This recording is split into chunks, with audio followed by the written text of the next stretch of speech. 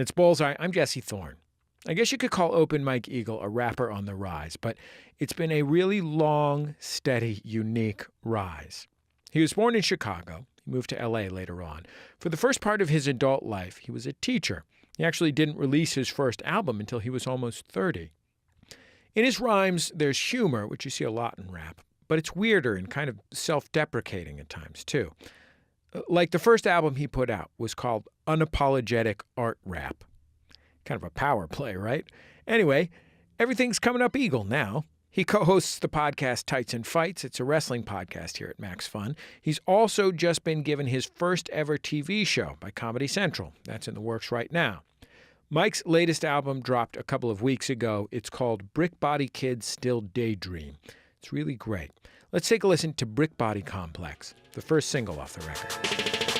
Don't call me a rapper, my mother name is Michael Eagle. I'm sovereign, I'm from a line of ghetto superheroes. I holler, I got something to bring to your attention. Attention, attention, attention, attention. I promise you I will never fit in your descriptions. I'm giant, don't let nobody tell you nothing different. They lying, a giant in my body is a building, a building, a building, a building. No services underground, no sound when I'm calling home. City broken, my brothers down. Now I'm standing here all alone. Somewhere that my monochrome of my hollow. Open Mike Eagle, welcome to Bullseye. It's great to have you on the show. Thanks for having me, man. I've been hovering around this show audio-wise for a long time.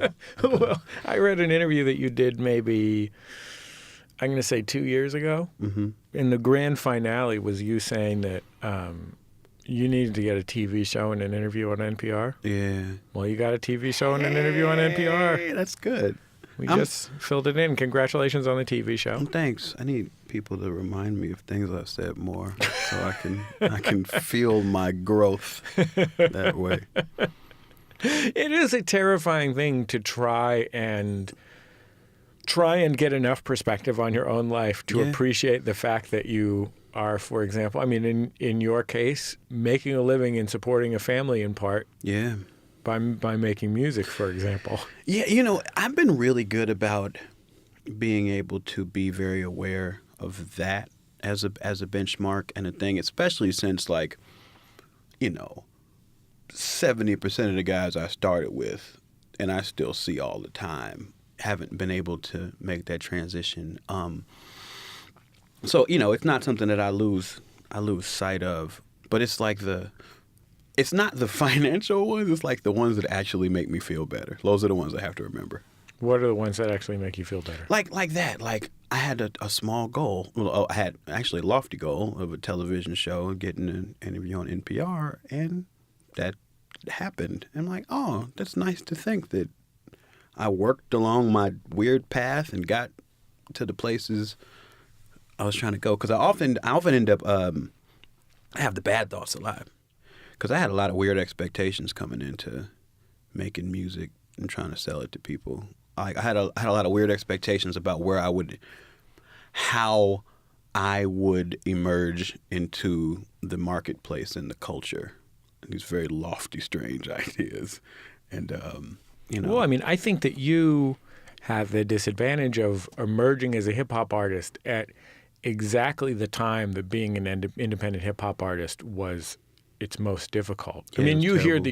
hear these stories about guys in 1999 just hanging out every day with a stack of 12 inches outside Fat Beats Records, selling 100 12 inches a day while they stand there and freestyle and then making $100,000 a year or whatever. Yeah, and I know a lot of those guys, and those same guys, there were enough small independent rap labels in places like L.A. and the Bay and a few other places where these guys were also getting 30 grand advances 2-3 times a year to make albums. And all of that went away when people stopped buying physical media at the rate that they were. So, Mike, you're very old to be it's true. Hot young rapper. It is so true. So what is different about your career path from those guys that you were rapping with in, 2002 or 2004 who have jobs now? Well, even then I was old is one thing. The guys I was rapping with, in the early aughts, like I had gone to college already. I already had a bachelor's degree even before I got out here and started really seriously making music. I had life. I had a lot of life already. And so when I came into it, I knew that, it took a lot of skill, it took a lot of acumen musically. And I didn't have all of that. I had the basics. I was a street corner rapper. I was a freestyle guy. I just didn't have anything to sell. But I was a freestyle on the corner, battle in the streets rapper. That's what I was raised in rap to be. But when I decided to try to understand how the career part of it worked, I was bringing the skill set of somebody who, graduated university, really with no support, So like me knowing how to email a person sensibly, like that actually put some distance between me and a lot of my peers, is that like I had the tiniest bit of organizational skills and could kind of see forward that way. I used to, I called it intern at a place called Project Blowed Records. Project Blowed, of course, being a long-running event. I know you were listening to some Freestyle Fellowship earlier today. Remembering high school fondly. Freestyle Fellowship, of course, being the founders of the Project Blowed, the long-running open mic in LA that I moved here and kind of embedded myself in. But at that time, they also had a record label. They had an office like around the corner from where the event was held. And I would just go there all the time. Like I had a day job. On my lunches, I would go to that office after work, any night that there were people around. I would just be in there constantly trying to like understand what the particular moves of an independent rapper was, if that was their career. Like, so they taught me how to call up Amoeba or Rasputin and get them to try to buy copies of the new album. And at that point, they were just taking things on consignment. Like the market was already crashing, but they laid out all of those skills. I used to go on tour with guys and just do their merch, just so I could watch and see and understand how everything worked. So the organizational skills, and I think just me having a little bit more of a sense of pop culture outside of rap, I leaned on that pretty heavily too in terms of my content. I think a lot of people, especially in hip hop and in other kinds of pop music as well, if they're not a professional at 25, right, it's over. Right. Wow. Yeah. I mean, how old is Chance the Rapper? He's like 22 or something like that. I have no idea how old any of those people 21, 22 years old. All those young rich men have the oldest souls, and you can just see it in their eyes. I don't know. I'm fascinated by what those people's lives their brains must be like. But when you were 25, did you feel that way? Like, did you look around you and say like, oh, a lot of these dudes getting signed are 19 and... I never really looked at getting quote unquote signed that way. Like that was never really part of my path, was getting signed to like a major, because that was always, especially when I was 25, there was zero room to be a weird rapper on that level. So I was following the path of independent artists who were already around. I was following Bus Driver and AC Alone and Abstract Root, like literally following them on tour. So I didn't feel the age thing then like I do now, because now the playing field is leveled in so many ways. The weirdness is leveled in so many ways that like age is a little bit more pronounced to me as a difference now than it was then. And also I keep getting older, so... Let's hear some more music from my guest, Open Mike Eagle, and his brand new album, which is called Brick Body Kids Still Daydream. This is called 95 Radios. And we drove all through the neighborhood, sitting in a car all day, trying to find a radio. And we wrapped both hands in tinfoil, pointed at the window frame, trying to find a radio. All up in my grandma's basement, sliding all the closet doors, trying to find a radio. And the homies say they heard a rap song, sounded like some folks they know. before we couldn't find a radio. The old me would drink a 40 and eat bologna. Shinobi on NBA Live, I played with Kobe. The OGs, I miss my old hood, miss my homies, it's lonely. The radio hosts, it's like they know me. The ocean, picked the seashell, that's how it floating. Was hoping to hear the airwaves. What were you like in high school? Depends on when we're talking. I came into it very lost. I was very lost early in high school. Did you get lost in middle school? I got lost in the 4th grade when I got transferred out of the school I went to in the projects and went to school. I got bused to school on the north side of Chicago. I got lost that first day and didn't get unlost until like sophomore year of high school. What was the feeling that you had when you got to the north side? Just suddenly my identity just didn't exist. I just had no footing socially to build an identity off of. And so most of my memories in middle school and early high school was just kind of scrambling for something to hold on to. Because you get there and you don't know the rules, basically?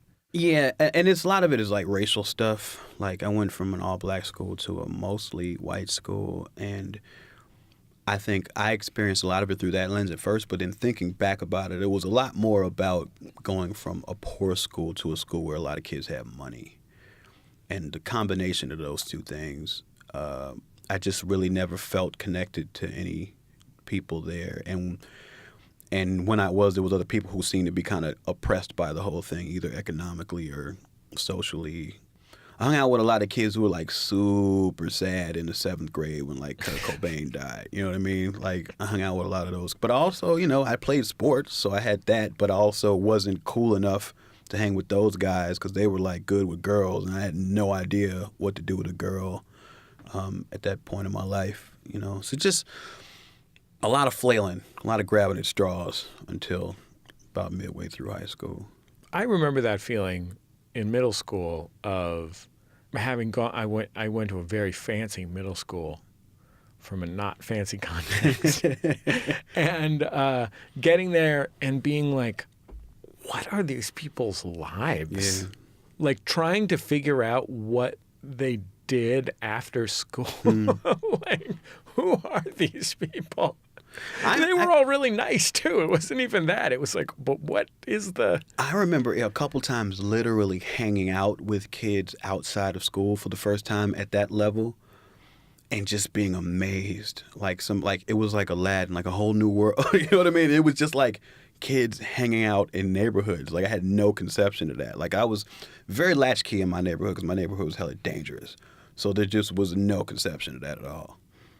What happened when you went to high school? It really was, you know, as trite as it might be to say, man, it was discovering hip-hop. It really did. It gave me access to this social world that was almost completely merit-based, and that changed everything. And when you say hip-hop, you don't necessarily mean, wow, here's a distinction I've never vocally made on this program in the many years I've been doing it. You don't necessarily mean as a music, but as a culture. Yeah. Hi, I'm KRS-One. Yeah, but I mean, you mean like the as a creative scene. Exactly. Like I read this book called Bomb the Suburbs. Oh, it's a great book. Yeah, Upski. Upski's. I love Upski. Shout out to Upski. Shout out to Upski indeed. But that book really changed my life. Like that book, a very strong thesis of that book was that you can't just listen to this music. You have to do this. If you don't do this, you're not hip hop. So that opened the doors of it being like, oh, like I can do this. And then I would go be around people on the South Side who were doing the things, who were just like, they were kids going to high school just like me. Some of them were kids at my high school, and I didn't even realize they did this stuff until I saw them there.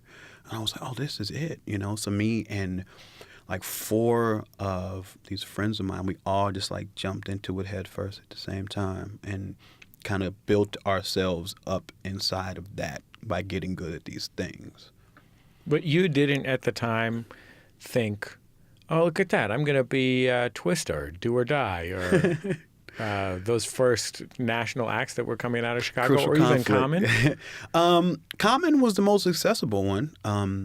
But Rhymefest was a big deal for me. Like Rhymefest was a guy who I would see at these places rapping. I battled Rhymefest once, and I would listen to WHBK, which was the college station that had the 3 hip hop shows that came on per week. They would get all the New York stuff, get all the West Coast underground stuff, and play it.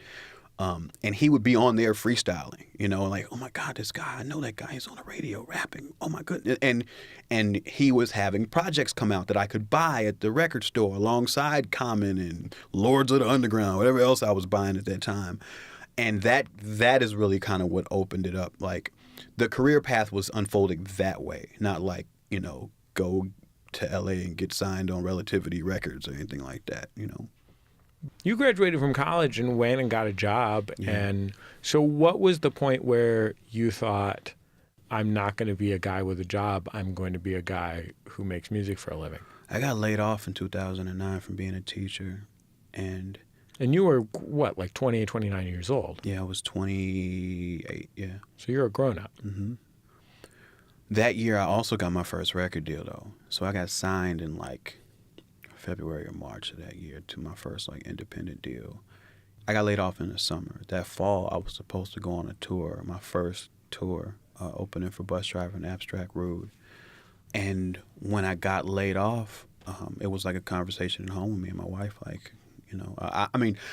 I was driving home already thinking I was going to, go home, get on monster.com, get on idealist.org, start sending the resumes out again, because the way that they had let me go was real. It was real kind of foul too. It was very unexpected.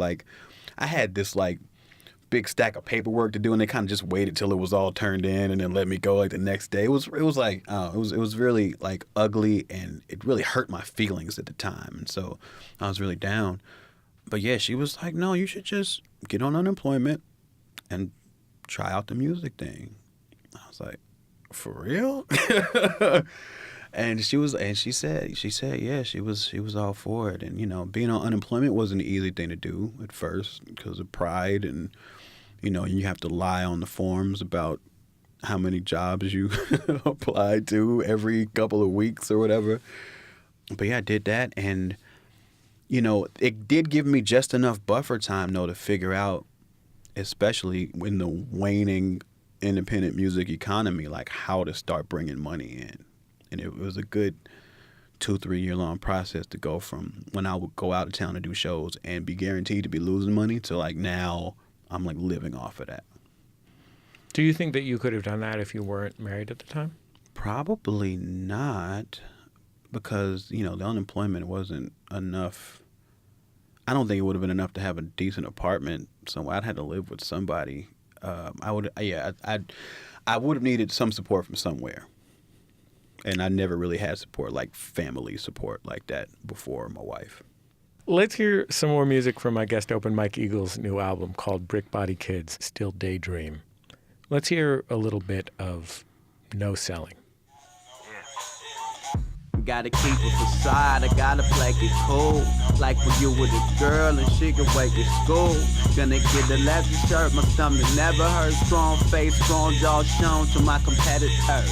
I tear my ACL and wouldn't even limp. I keep my head up high so I can read the blimps. Don't even scream if something hot burns my fingertips. I just wait a couple seconds, then I reattempt. I had a weird childhood, my truth was wildhood. But crying ain't my style, cause I can smile good. I don't take shit personal, I don't get jealous. You can leave my name off, you can misspell it. I ain't with yelling, I ain't even mad, I ain't screaming, catching feelings. Is that song about you? It's in the first person. Yeah, but that song is the song's called No Selling. And no selling is a pro wrestling term. I figured. I didn't know what it meant, but I thought that's probably a pro wrestling term.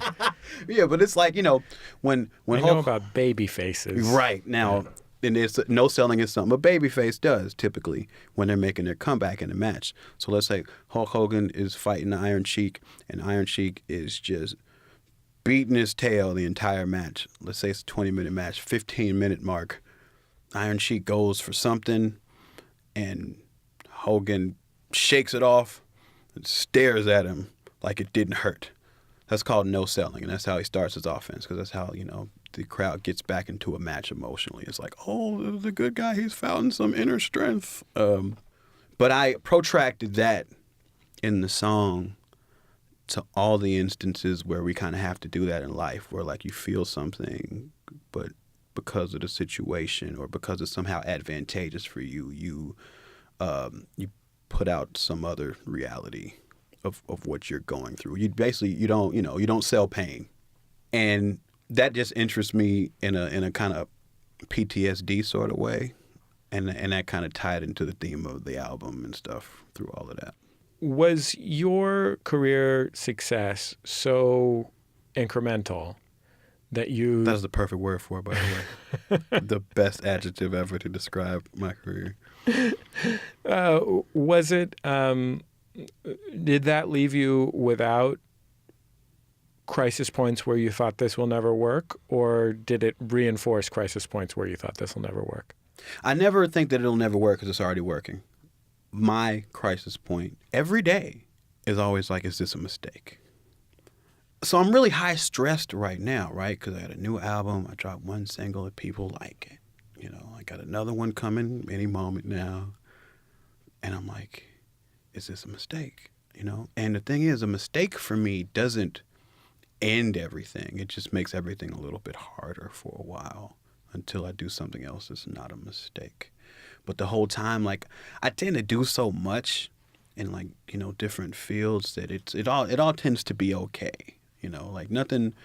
The times where I thought it maybe wouldn't work was like that first tour I went on, because I agreed to go on that tour for no money in my own car, only you know, just had like these $5 CDs I was selling, and I was like, by the time we got up to Vancouver, I was like, I don't know about the rest of these dates. This is scary business.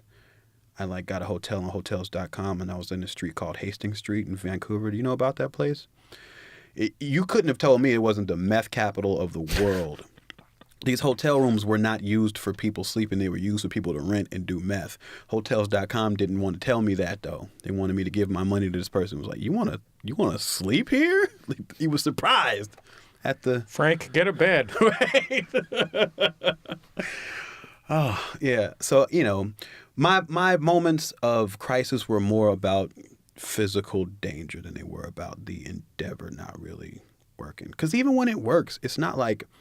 I don't make millions. I don't make a ton of money. Like, I live according to my means with music. I don't get large budgets to make albums with. I don't get large budgets to do anything with. And I get that because I don't make fully sellable music. I don't do that. You know, like, that's not really what I'm doing it for. You know, so like my continued existence every day is a victory in some sense. That's what I was saying earlier. Like, I'm kind of always aware of it, you know. When you were in high school in 1997, and even when you were out of college in 2004, being weird in hip hop was a really specific and narrow lane. Mm-hmm. It was a tough row to hoe. Mm-hmm. You know, you moved out to LA to be weird. Yeah. And there was some roots of weirdness here. It was definitely less weird than I thought it was going to be. I thought it was going to be so much weirder. But, like, really, I mean, you were looking at a group of, I don't know, 20 people being weird, mm-hmm. 40 people maybe, you know what I mean? Or including producers and stuff, yeah, you know? For sure. And now as we sit here in 2017, one of the really amazing things about hip-hop is that some of the most successful rappers in the world are just the strangest birds walking. Very weird. Mm-hmm. And very much, I mean, you couldn't find a more Project Bloody 27-year-old in the world than Kendrick Lamar. Right. You know? Absolutely. You couldn't find a more weird, personal, insane group of rappers than Odd Future. Yeah. Kanye's crazy. You know, it's... Yeah, well, I mean, Kanye is sort of... I mean, I think one of the great gifts of Kanye West to the world is that he came out wearing a backpack, making Jay-Z records. Right. I mean... And it didn't start out being a Louis Vuitton backpack. I used to I used to call my stuff art rap. That was a very reactionary term to there being zero weirdness in the market landscape at that time. Well, because as we talked about, I mean, the sort of the left of center lane was completely dominated by I'm defending real hip hop, or I'm revolutionary in this way. And both of those are very, I mean, they both have made a lot of great music, but they're both narrow lanes. There's not a lot, there's a lot of orthodoxy in those worlds. I mean, and then, so Lil Wayne happened. Yeah. And he is a very weird dude. And he started making, like, his biggest records. He had songs about him being an alien. Like, legit weird. He made Kool Keith-type songs in terms of the conceit in which the song was written around. So that was big. I think that opened up the lane for Kanye to be as weird as he wanted to be. And I think that Watch the Throne record, that's a very art rap album. And it was literal in that sense because they're actually talking about a lot of like visual art and paintings and stuff. But then like Jay-Z definitely takes it very literally. Yeah, but it was a high expression of rap that was completely out of the bounds of the street expectation, and that I think those things in concert are kind of what opened up the lanes for everybody to be as strange as they want. Now you can have a Young Thug in a dress doing crazy rap styles, and he's one of the biggest artists in the world, and he managed just to maintain all of the street cred, which you used to have to forego to do weird stuff. Ghetto in the way I drink, uncle, my ship sank. Ghetto in the way I think, hide my troubles, my don't stink. Ghetto in the way I move, watch me groove how I sing my blues. Ghetto in the way I talk. My auntie still give God the glory. Shot by the book depository. Never heard one of grandfather stories. Permanent sadness, constant mourning. 22 grandkids, one apartment. Turn the stove on.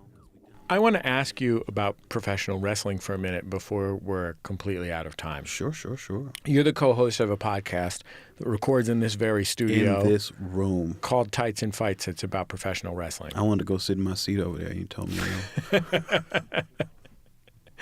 And I don't understand what's good about professional wrestling. That's interesting that you don't. I know enough people that I trust.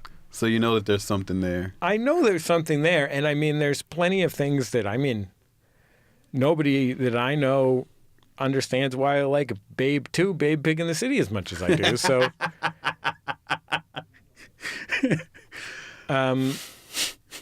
so for people who have never had a second thought about professional wrestling, what is it that appeals to you, a college-educated professional smart man?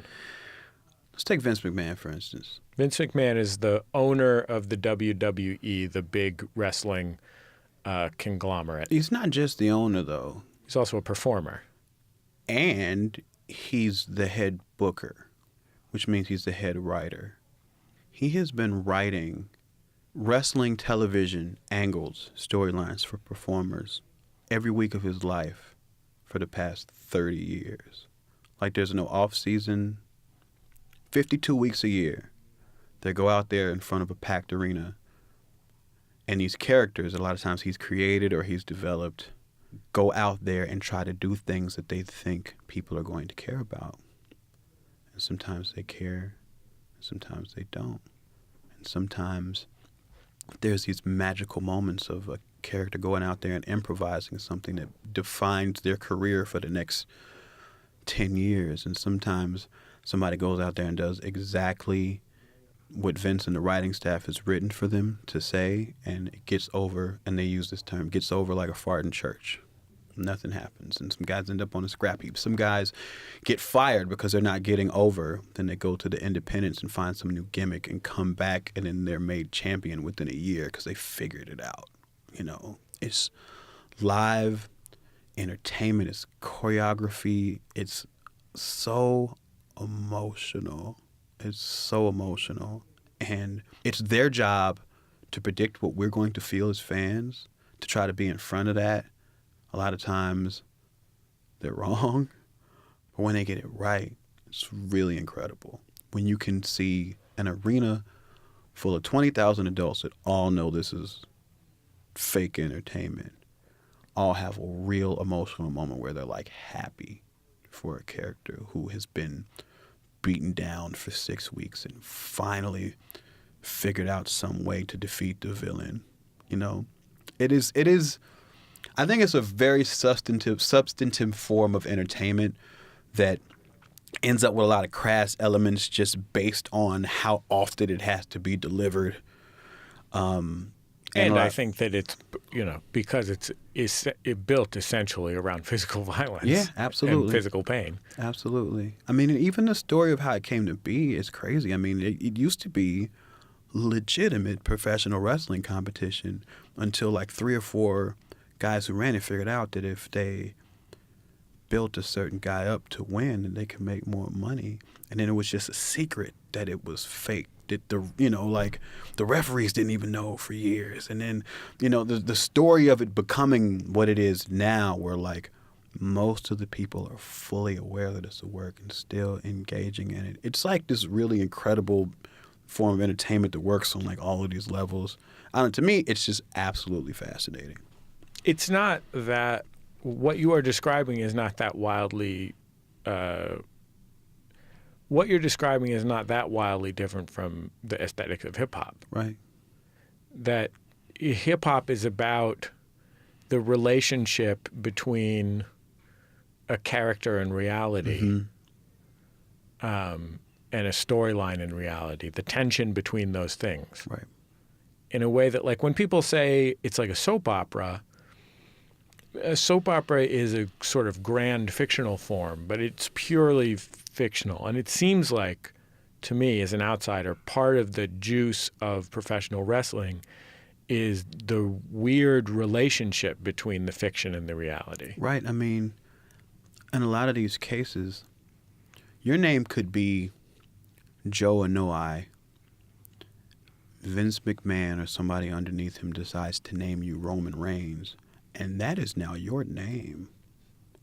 Like, nobody's going to call you Joe in the street. They're going to call you Roman, and you're going to answer to it because that is who you are now. Like, you can't take Roman Reigns as a gimmick and now put him on a different person. You can't do it because Roman Reigns is that guy. He's not this other guy. You know, and it's like the same with a rapper, right? Like, you can't take Open Mike Eagle as a gimmick and look and then just put it on somebody else. Like, no, there's an authenticity that ends up happening where the human merges with the gimmick or the rap name or whatever it is, and now those are one. They're like inseparable that way. You know, hip hop is this kind of identity play where you are choosing and asserting your place in the world. Yeah. In all its Screaming forms. it. Mm-hmm. In all its forms, not just in music, but most obviously, you know, or most famously in music, that you're like saying, I am this guy, whether or not you are that guy. And in a way, like, what it's about is whether you can, as you said in wrestling parlance, put it over, right? Get over. Get over? Yeah. Get over. Yeah. Whether you can Right? get Like, over it's not people. really about how, like, what's real about it helps make it work. Right. But at the same time, nobody was mad at Rick Ross for being a gangster rapper who was actually a corrections officer, because that just makes it more fun. Right. No, it's, you know, for the people, there were people who were mad, but they got drowned out by the people who were just, I mean, there's a lot of people who listen to Rick Ross who never listen to a word of what he says. Rick Ross is where he's at mostly because he picks the best beats ever. You know what I mean? But he has a grand vision of who he is in the world, Of and course. that people feel that. Absolutely. People feel it, and people, like, his image, everything he does, he upholds it. And he lives his gimmick, like The Undertaker. He lives his gimmick. Like, you're not going to catch Rick Ross out of character. You know what I mean? He lives his gimmick, and that, you do have to do that on that level. You can't really have too much separation. And the thing is, like that's the difference between a character like that and a character like me. Like, I'm actively choosing in most senses not to play a character, but that also limits how much I can get over, because, like, it would be like, you know, if my name was Joe Jackson, and not the singer, but you know, and I wanted to be a wrestler, and I didn't want to put on a gimmick. You know, and I wanted people to take me seriously and then sooner or later that becomes your gimmick. But that also is the thing when people are looking like, what are you doing, dude? Like, this is not for regular people. This is for larger than life people. What are you doing? You know?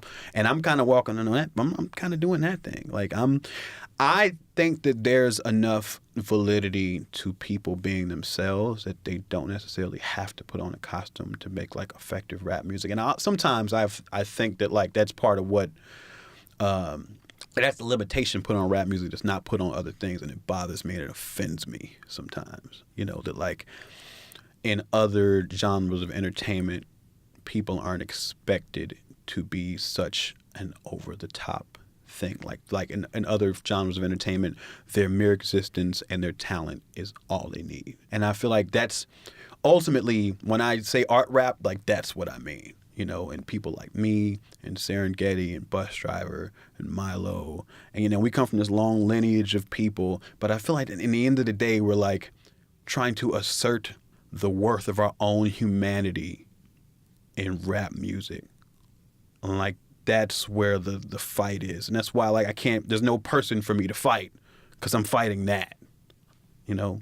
And the only way to advance is to do that and manage to do it in a way that connects, that people can connect to, that people can somehow, like, to be so self-indulgent that it becomes relatable. Well, Open Mike Eagle, thanks for taking the time to be on Bullseye. Oh, thanks for having me. It's been a dream of mine. Great to have this conversation. I'm glad that you finally achieved your dream of being on NPR. I'm so happy. Open Mike Eagle, go listen to his new record, Brick Body Kids Still Daydream. It's available to buy and stream right now. And if you liked his wrestling hot takes, I've got great news for you. You can hear even more of that on the podcast he co-hosts, Tights and Fights. It's part of our very own Maximum Fun Network. We'll have more information about that on the Bullseye page at MaximumFun.org, or you can just search for Tights and Fights, your podcast software. Let's take a listen to one more song from Mike's new album. It's called Legendary Iron Hood. Black Tom got style, African pool. Got a brother named Charles, sipping on that booty. I protect my neck with some magical jewels, and can't none of y'all take them from me. Yeah. And Cortez, cause I feel like Fabian. My fit got a head like the dome of a stadium. You think it's all good, but it's really get great again. Bag it now, ladies, in the clearly Canadian. Yeah, don't turn away from me, look at my eye hole. Brother got heart, but he running with psychos. He always got a gang with him, hella disciples. They always trying to fight though, but I stay cool. I can't lose no argument, I got my jewels. I keep my head down, pushing like I'm walking to school. Yeah, I hold them tight like infinity gems. Policemen looking at me like I'm finna be him. No, my daddy is a hard man.